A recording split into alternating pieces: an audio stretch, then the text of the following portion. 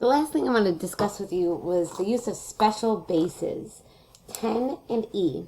So we have a base 10 number system, right? The ones place, the tens place, 10 times 10 is 100, the hundreds place, times 10 is 1,000, so on and so forth.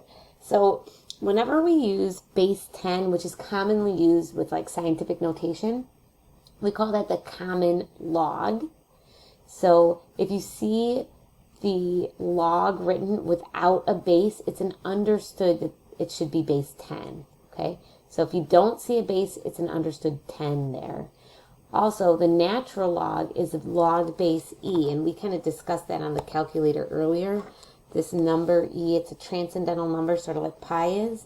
So it has infinitely many digits after the decimal point and no patterns or repeats.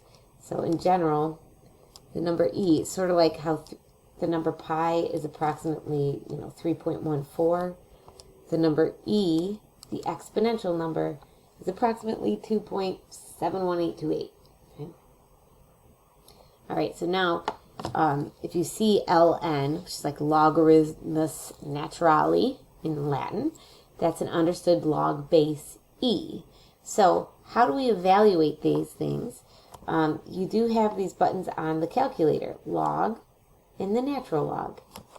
So if I wanted to do the natural log of 4.78, I would type in ln of 4.78 on my calculator. So I'd get a decimal approximation out here. So 1 point approximately 5 around the 6 to, around to the hundredths place. So 1.56. All right, let's look at the next value. Log of 1,000. So this is an understood log base 10 of 1,000. And this one I can use the calculator, right? I could do log of 1,000. And it gives me this whole number 3 out. You could have done this one by hand, saying 10 to what power is 1,000, right? This is like 10 to what power gives us 1,000. So that power would have to be 3, right? All right, similar over here, let's do natural log of the third root of e. There's a trick here. This one's actually a really easy problem, even though it looks kind of complicated. First, let me just write it as log base e. Also, instead of writing the third root of e, it's a little bit easier for me to use rational exponents.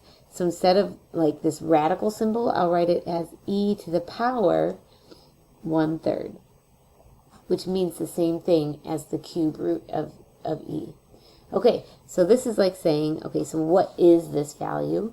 This is like saying the base e to what power y is equal to the answer, e to the 1/3 power. So that power would have to be equal to 1/3. Great?